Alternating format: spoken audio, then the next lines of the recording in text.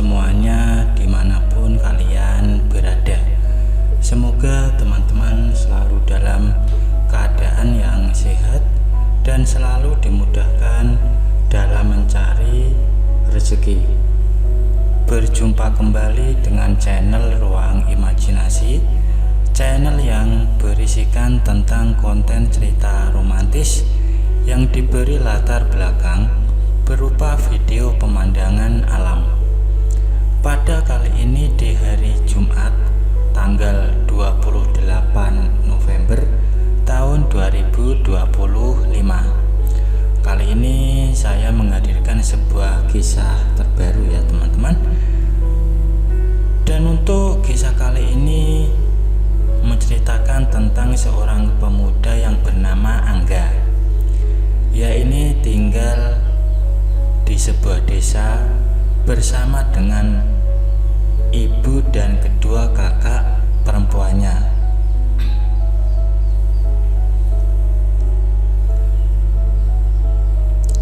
Banyak teman-temannya setelah lulus sekolah langsung merantau ke kota untuk mencari pekerjaan. Sedangkan Angga memilih untuk tetap tinggal di desa, merawat ladang peninggalan almarhum bapaknya.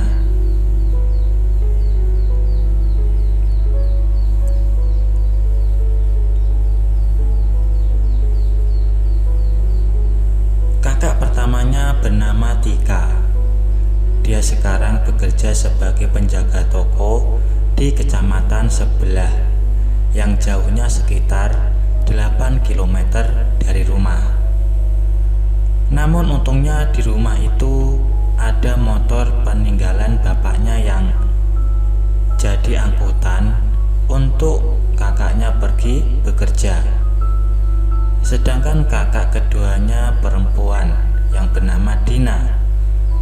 Umurnya beda 2 tahun dengan Tika dan beda 2 tahun juga dengan Angga.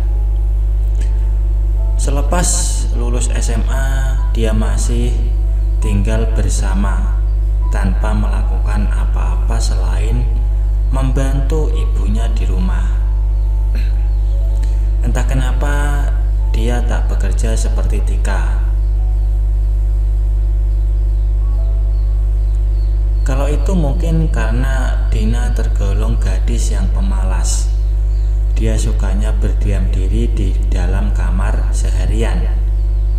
Kalau bangun cuma ke dapur, makan, atau pergi mandi saja. Selebihnya dia senang bermalas-malasan di kamar. Karena tidak sekolah lagi, setiap harinya Angga pergi ke ladang membantu ibunya mengolah lahan peninggalan bapaknya. Memang tanahnya tak seluas milik warga yang lainnya, tapi hasilnya cukup untuk membiayai Angga dan Dina sampai lulus sekolah. Memang ibunya janda dan tak punya penghasilan lain kecuali hasil garapan lahan mereka. Siang hari selepas menggarap ladang, biasanya Angga pulang untuk makan. Untungnya tanaman di ladang adalah palawijaya yang tak butuh perhatian terus-menerus seperti padi atau sayur-sayuran. Jadinya Angga bisa santai di rumah setelah selesai merapikan beberapa lajur tanaman yang rusak karena hewan liar. Di desa itu masih banyak babi hutan yang sering masuk ke ladang dan merusak tanaman. Itulah kenapa harus rajin melihat tanaman yang rusak supaya bisa panen.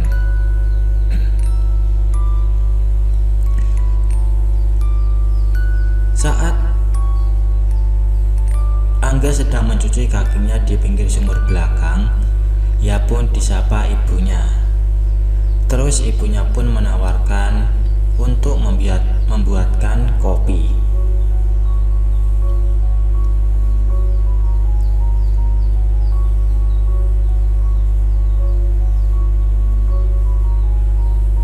Kemudian setelah bersih, Angga pun menyusul ibunya yang lebih dulu masuk ke dapur. Setelahnya, ia mendekati ibunya yang sedang membuatkan kopi untuknya.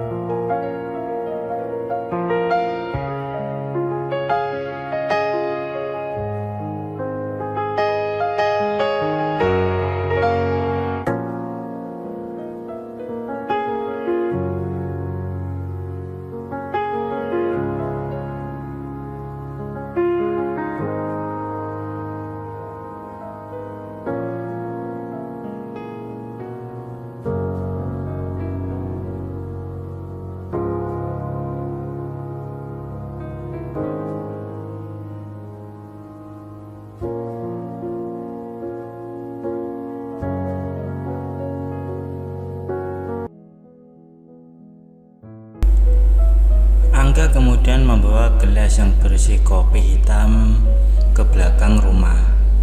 Di halaman belakang rumahnya ada tempat duduk dari bambu yang bisa digunakan untuk santai di bawah rindangnya pohon mangga. Angga kemudian duduk termangu di bawah pohon mangga itu. Hampir setiap hari ia melakukannya. Bahkan sudah seperti ritual yang harus ia lakukan kala siang hari seperti itu. Sejenak ia melamun. Tiba-tiba ia melihat Dina muncul dari pintu dapur, lalu menuju kamar mandi. Beberapa saat kemudian, ia keluar lagi dari kamar mandi dan melihat ke arah Angga. Bukannya kembali masuk ke dalam rumah, Dina malah jalan mendekati Angga, lalu ikut duduk di sebelah. Karena tadi Angga duduk selonjor, mau tak mau ia harus menggeser duduknya untuk memberi Dina tempat.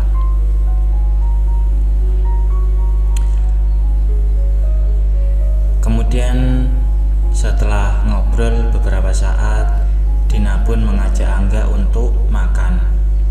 Mereka berdua pun kemudian berjalan menuju dapur. Dina jalan duluan sementara Angga di belakangnya sambil membawa gelas bekas kopi tadi. Selepas makan, Dina kembali ke dalam kamarnya. Tentu saja ia balik tidur lagi sampai sore. Karena Angga tak ada teman ngobrol dan tak ada hal yang harus ia lakukan, ia pun jadi ingin tidur. Apalagi sehabis dari ladang tadi, memang badannya terasa capek. Ia menutup pintu depan rumah, lalu ia pun ke dalam kamar yang ditempati ibunya. Begitu Angga masuk ke dalam kamar, ia melihat ibunya memang sedang tidur lelap. Angga pun menyusulnya dengan membaringkan tepat di sebelahnya. Karena merasa ada orang lain datang, ibunya membuka mata sedikit dan melirik ke arah Angga. Akhirnya tanpa ada hal yang mereka bahas, Angga dan ibunya pun kembali terlelap lagi ke alam mimpi. Sore harinya selepas maghrib, mereka berdua duduk di teras depan rumah. Ibunya selesai mandi tadi sudah memakai daster terusan. Tapi dibalik semuanya itu tidak ada apa-apa. Memang Angga mengetahuinya, tapi tak berpikiran macam-macam, karena itu sudah jadi kebiasaan bagi mereka. Sedangkan Angga duduk di sebelah ibunya dengan memakai celana pendek yang biasanya ia pakai untuk bermain bola. Belum lama mereka ngobrol tentang ladang. Tiba-tiba Tika datang dari tempat kerjanya. Biasanya dia santai memasukkan motor yang dipakainya itu sebelah rumah. Tapi sore itu Angga melihat Tika seperti orang diburu setan. Tergesa-gesa sekali dan tak seperti biasanya.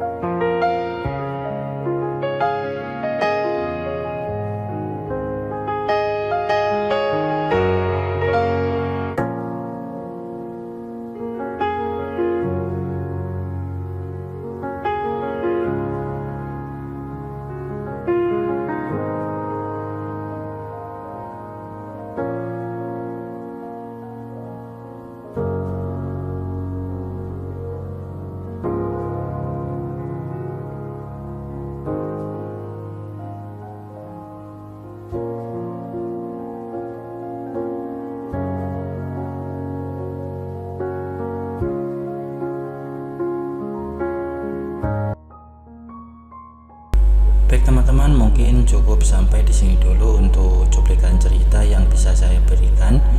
Kalau ada salah penulisan maupun perkataan, saya minta maaf yang sebesar-besarnya. Semoga teman-teman dapat terhibur dengan cerita yang kali